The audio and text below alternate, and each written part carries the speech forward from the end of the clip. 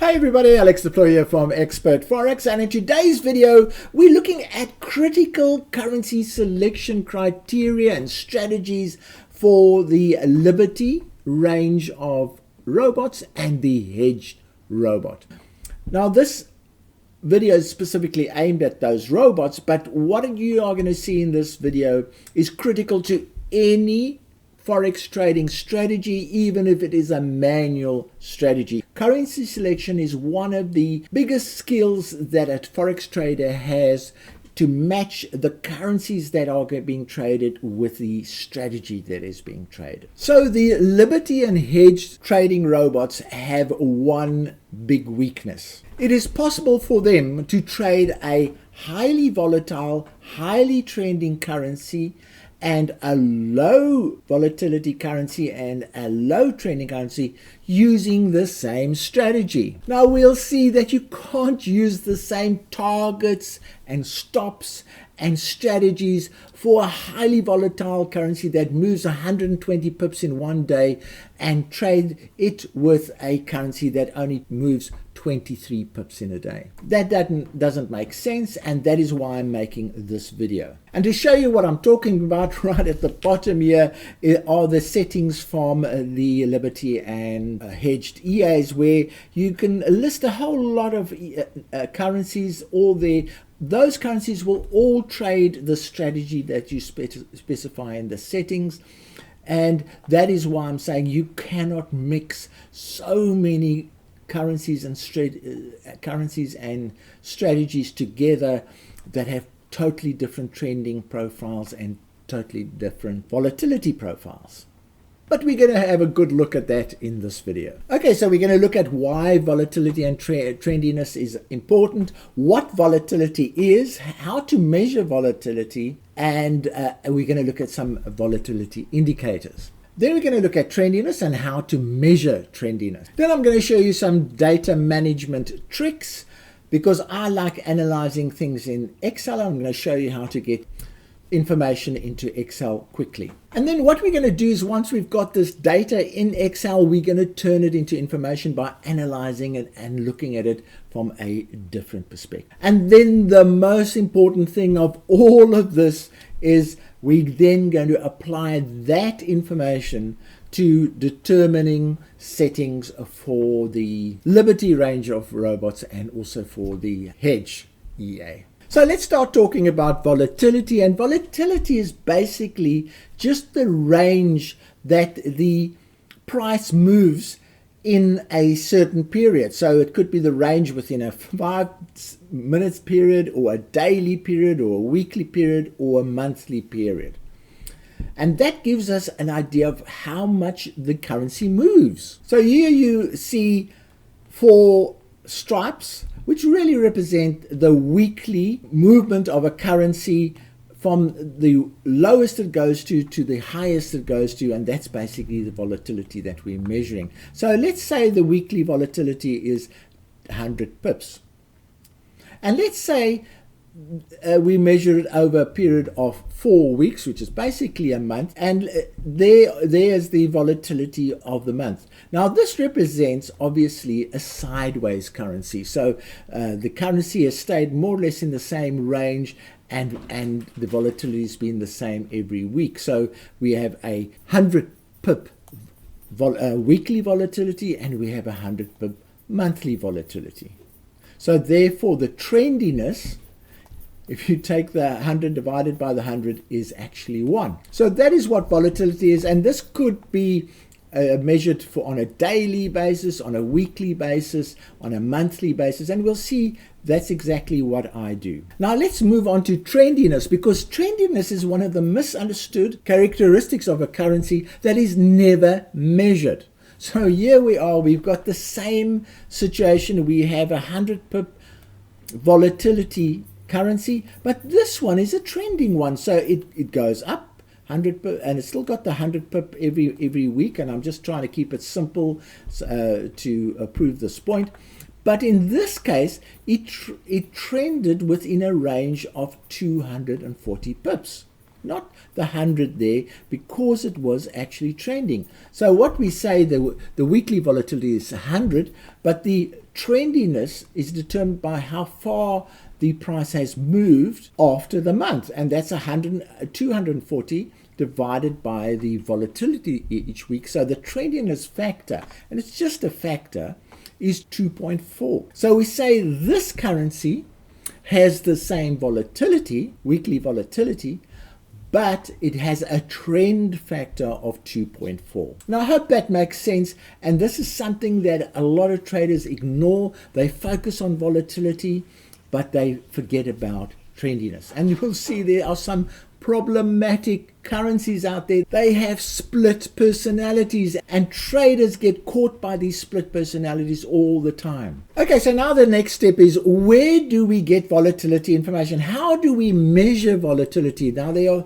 three ways, and I'll show you the three ways here. Firstly, you can look at the ATR indicator. Now ATR, the ATR stands for average true range. So it's the range in which, and you can think of it as a candle, the daily candles move, or the weekly candles move, or the monthly candles move. So it's an average true range. And that indicator gives you that particular range, which is a very good one. Then we'll have a look at the MATF website. Now there are hundreds of websites. If you Google for currency volatility, you'll find hundreds of ones. I like the MATF one. And then we're going to have a look at the Expert Forex Currency Selector tool. So those are three sources that I want to talk about in this video, but there are hundreds more. So let's have a look at the ATR indicator. Okay, and here we are on a MetaTrader 4 platform, and I've loaded the Euro Pound. The Euro Pound has the lowest volatility of all the currencies, mainly. And here you can see it's gone through various stages, gone through a volatile phase, and then it's gone through a sideways phase. And you can actually see that in the ATR. The ATR was high here when the movements were big, and it then dropped dramatically when the movements became small. And when I'm talking about movements, it's actually the size of the candles, the average size. See how big that candle is, and look how small these candles are. So it's the average size of the candles. That's the way you can think of it. And then you get the reading by just looking at the end here, putting your cursor on there, and it says the value is 23 pips. So the average movement for the Euro Pound on a daily basis is 23 pips. Now if we change that to let's say the weekly chart, and here's the weekly chart, same thing. It was very volatile. It's come down quite a lot, and if we put our cursor there, we see that the average movement on the weekly charts is 67 pips. So on a daily basis it moves so much, on a weekly basis slightly more, but you can see how sideways the currency has become, and that is why it's one of the lowest volatility ones. So let's have a look at a higher volatility one, and I'm going to choose the Pound Oz, and we'll just go to the Pound Oz. That's good, and we drag it onto there, and there now we've got the Pound Oz. It's also gone quite quiet, and you can also see that huge drop in volatility, and it at the moment on a weekly basis travels 246 pips. Now you can see the difference here. The one was, I think it was 67 pips or so. This one is 240 pips, although the charts don't show that. That is the volatility, the average size of the candles. Now you can have a look at some stage. The average size of the weekly candle was 455. So it just shows you how volatility can vary from time to time. So that's the weekly one. So we just change that back to the daily and make the chart look more realistic. There we are. So there's the daily chart. Let's have a look at what the daily reading is. So the daily reading is 79. And I think the previous one was 23 or 26 or something like that. So we were comparing 26 with 79. So this one has, you can see these two currencies are completely different. So because they've got these higher volatility readings, the kind of targets that you use for the pound should be about 3 times the normal size that you would use for the euro pound. So that is why you need to know these volatilities of these various currencies. You would tend to use sideways strategies for low volatility currencies, and you'd use trending strategies for high volatility currencies. You'll also use bigger targets and stops for high volatility currencies, and so on. So it's very important to understand the personality of the currency that you're trading.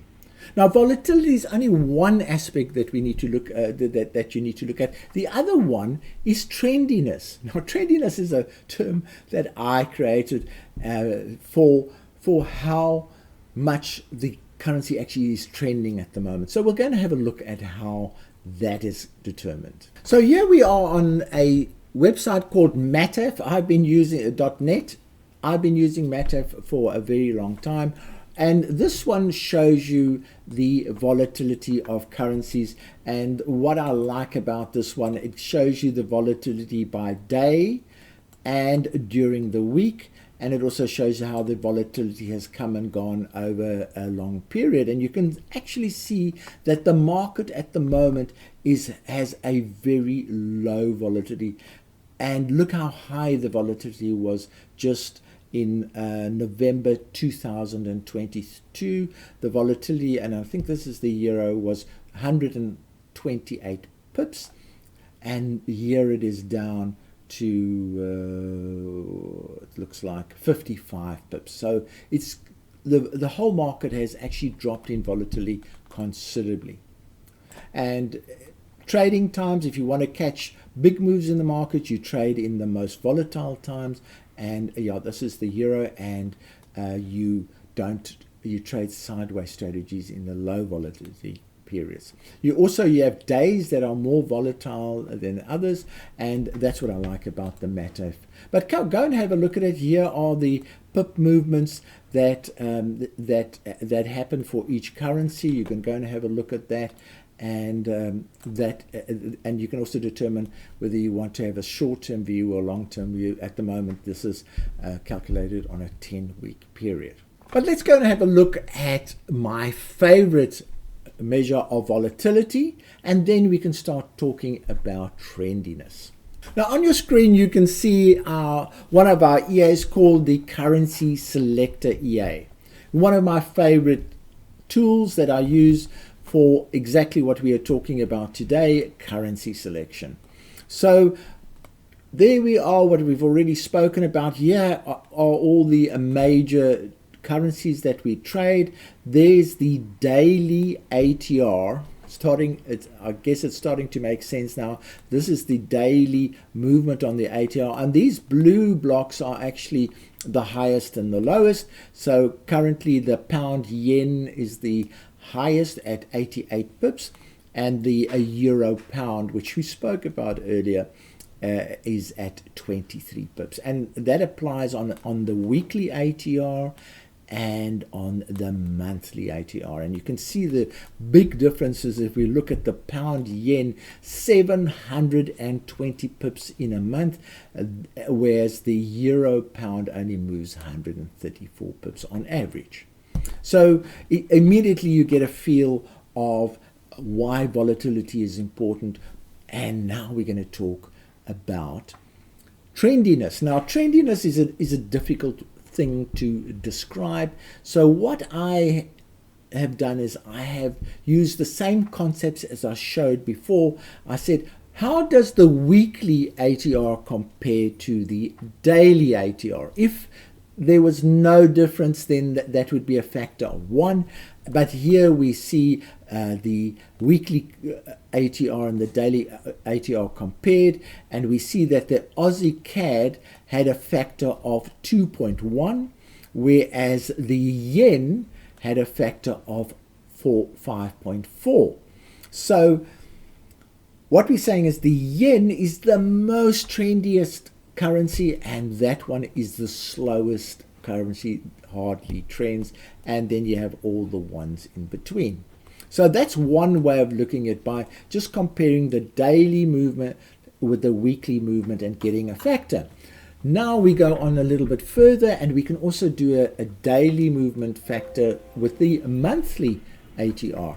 So here we are, and we say, okay, the daily movement compared to the monthly for the Aussie franc, which is there, is the factor is 4.5, whereas the yen is 14.5. So the yen is very trendy, and this is where these split personalities come, because the yen at the same time it has a low volatility reading for a daily chart. So it pretends to be a low volatility currency, and yet it is the trendiest currency that you could ever find. So it's got that sneakiness that catches a lot of traders. They don't know how to handle the yen. They know it's a low volatility currency, but why does it cause so much trouble in the market and trend so much? And that is because it's got a split personality, and we find this out by doing these exercises. Now, there's a whole lot of other things we look at. We look at spread factors, weekly volatility, swap and margin factors. We look at spread volatility, because the spreads also vary from time to time during the day. There's a whole lot of things that happen in this particular EA, but we're only looking at the currency trendiness.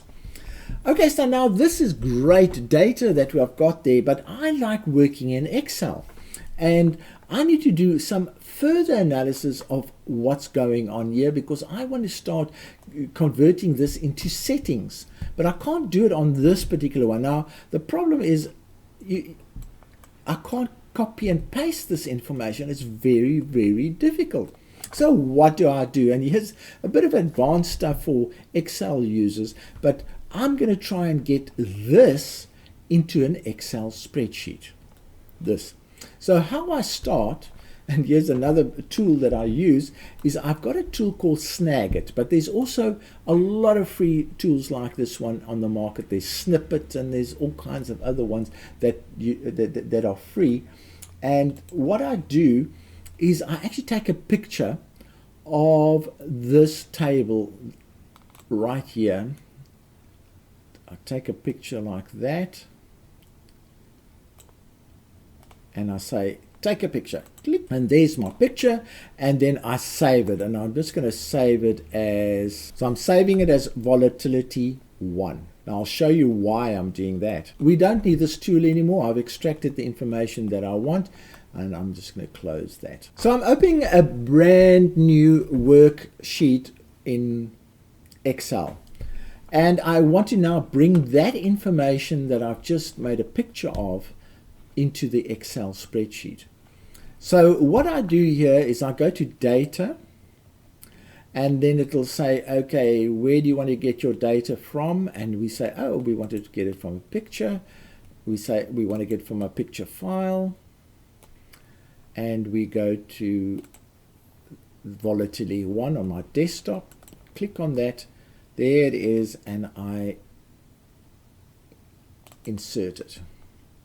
So what it's going to do, it's going to try and identify all that information that's on that table that I've just done, and it's going to put it into the Excel spreadsheet.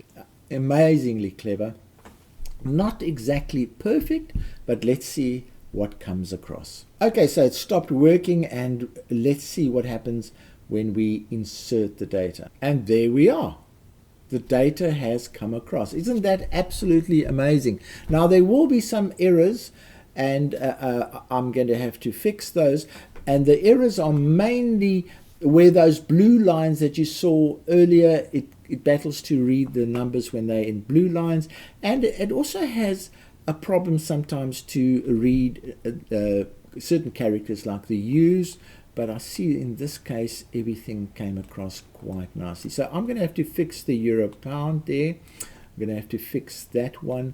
And there's a block that didn't come across. So it's all those highest and lowest blue and red blocks that we saw earlier. But on the whole, it's brought everything that we need. So what I'm going to do, I'm just going to take some time out and fix those particular blocks that haven't come across perfectly. Okay, I'll fix the table. It didn't take me too long. There weren't too many areas that needed fixing. I just need to check that number seems to be wrong. New Zealand yen 2.5, so it's 2.7. Yeah, and that one over there seems to be wrong, which is 4.8. Okay, but I think Excel does a brilliant job to take information from a picture and turn it into an Excel spreadsheet. Anyway, so now we can start working on this data, which is a bit of a mixture of stuff. So the first thing to do is really just to make these columns sortable. So let's do that. Okay, so to make it sortable, all I do is I highlight the headings, I go to data, I go to filter, and there we are. So now I can sort these tables. They will sort, all of them will sort at the same time and stay in line with the information. So for instance, let's have a look, and I'm going to make the columns a bit bigger so that we can get more clarity on this. For instance, if we want to have a look at sort these from high volatility to low volatility, I just go like that. I say large is at the top, and now we've got high volatility at the top and low volatility at the bottom. Fantastic. Then you can sort all of these columns in the same way. Now another thing that I like doing, and I like coloring in the top third, the middle third, and the bottom third. And the reason for that is that my final strategy is going to be to trade the top third using certain settings, the bottom third using certain settings, and the middle third using certain settings. You can, if you want, do every single currency on its own strategy. But I found that if you do the thirds, that will be enough. So what I'm going to do is I'm going to color in the top third, and to do that I highlight that, go home, we go to conditional formatting, I go to the top 10%, the top 10%, but I don't want 10%, I want 33 and a third, so I go green because I want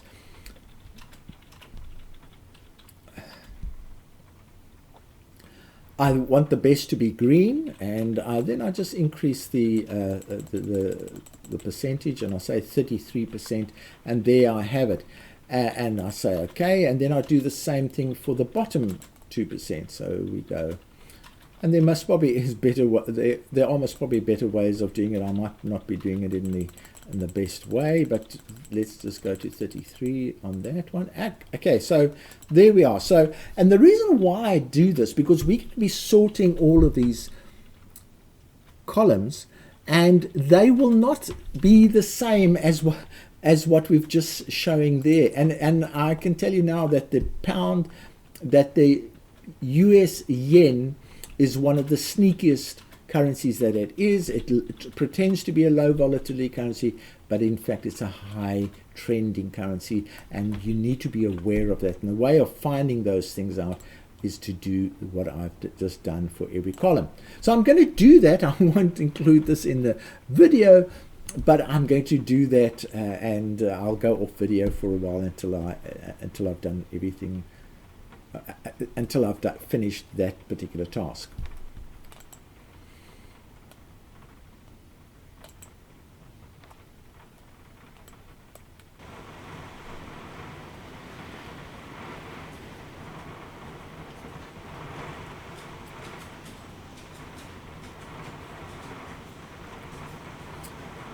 Okay, I finished that one, and here you can see why I actually did that, and that is because you cannot say that the short-term volatility determines the personality of a currency. And where's that favorite one of mine, the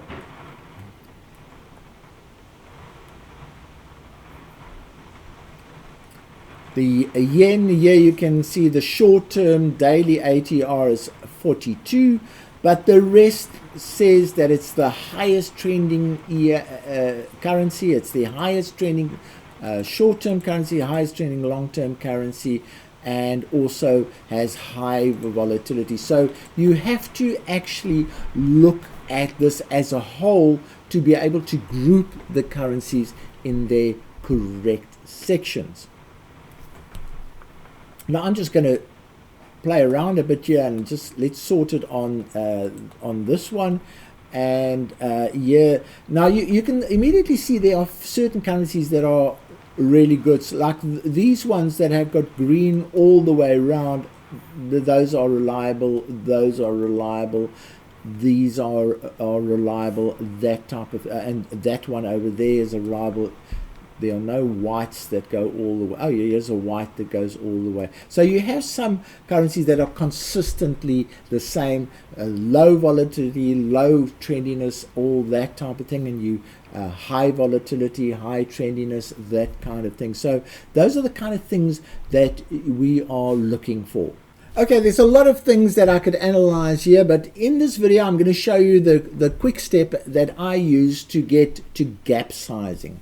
So I don't like using the daily ATR, I like using the weekly one. And I'm just going to sort this column from large to small. And I'm going to say, and the pound, the euro pound is normally the smallest number that comes out.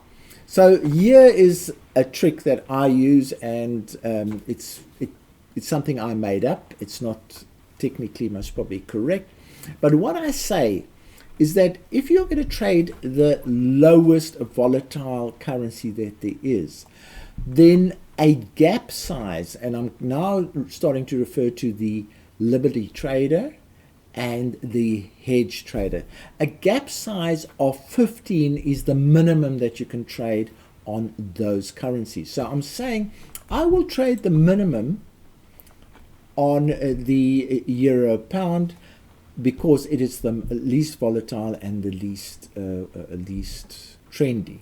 So if I'm going to do the gap, and I'll put the gap size, let me just make that bigger. I'll put the gap size up there because we can actually vary it if we want. So I'm going to say if the smallest one has a gap size of 15, let's relate all of the others to that gap size to determine what their gap size should be. So what I then do is I say, okay, and I'm starting to do some Excel work here. So I'm saying that volatility over there divided by the same volatility times that gap size should give you 15. Okay, so that's basically what we're saying. Now what I'm going to do is I'm going to keep that constant. So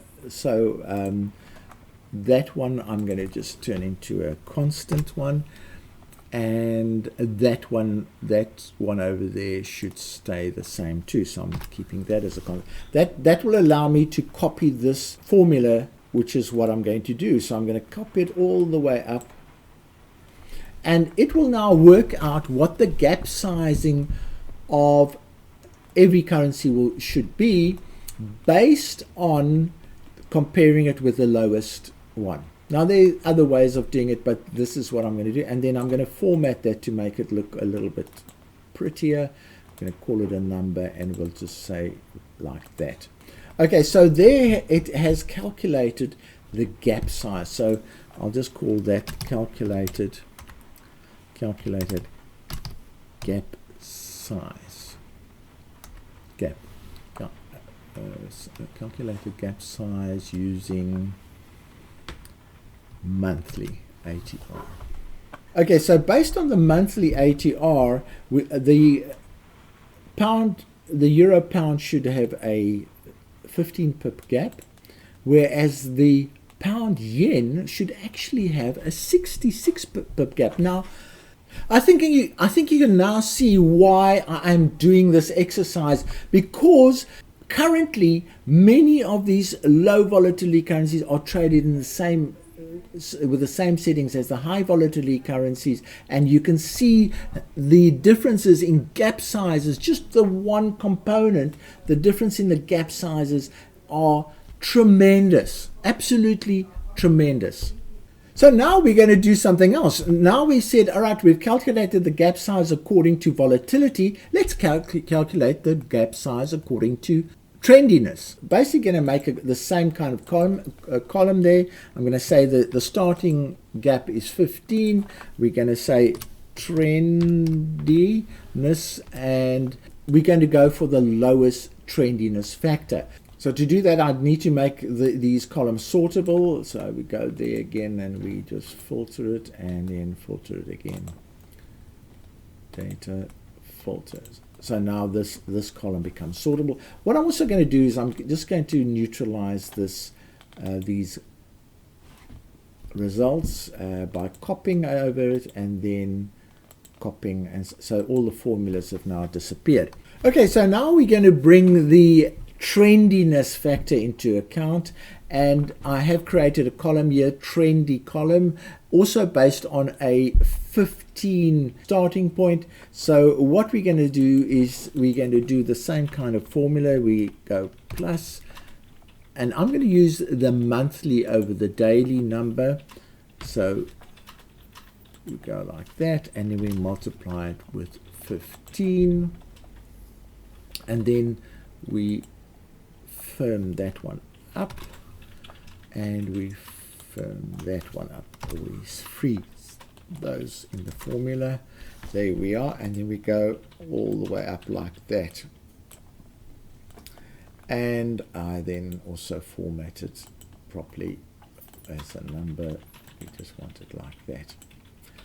Okay, so now we've got two columns. We've got the gap according to the volatility, and we've got the gap according to trendiness. So what I then do is I get an average of the two. So we look at like that, average, and the average is very easy because you just, I can do the formula. Let's just use the,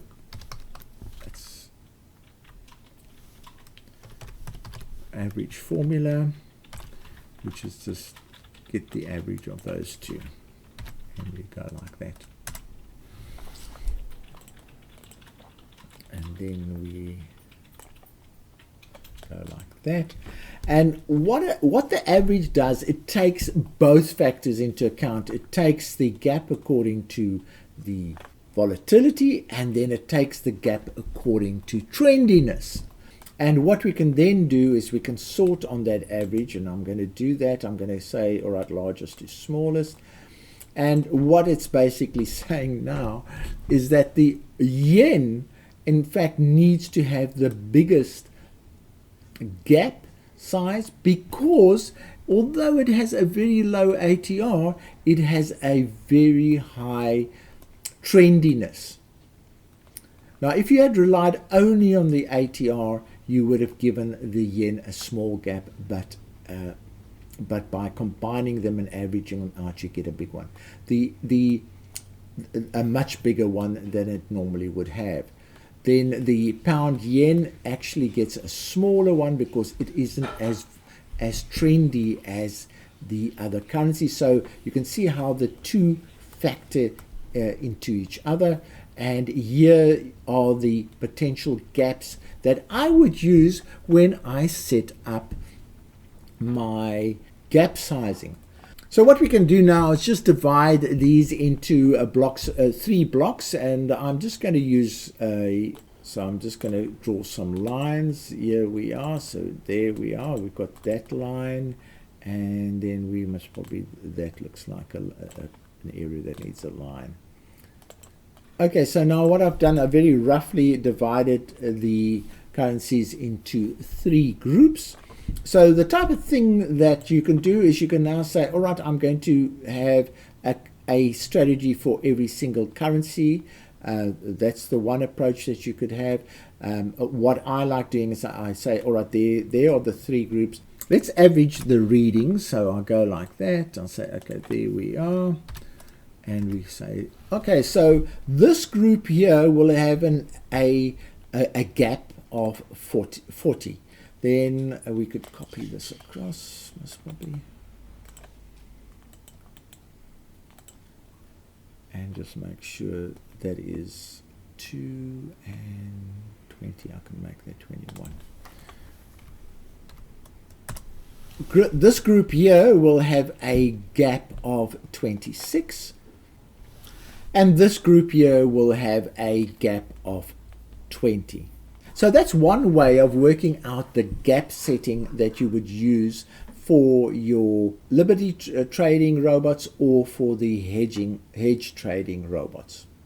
You could even divide it up into, let's say, groups of 4. So that you instead of doing it as 3 as I've done here, you can do it as groups of 4. But certainly what that will do is it will tell you that this group over here can have half the gap sizing of that group over there, or that group there has to have a double the size of this group over here, and this group over here can be 25 or so.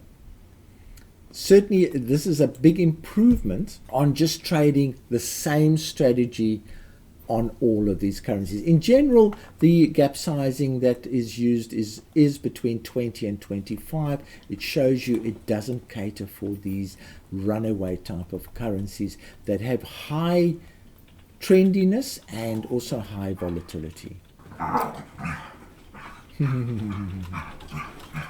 Okay, mister.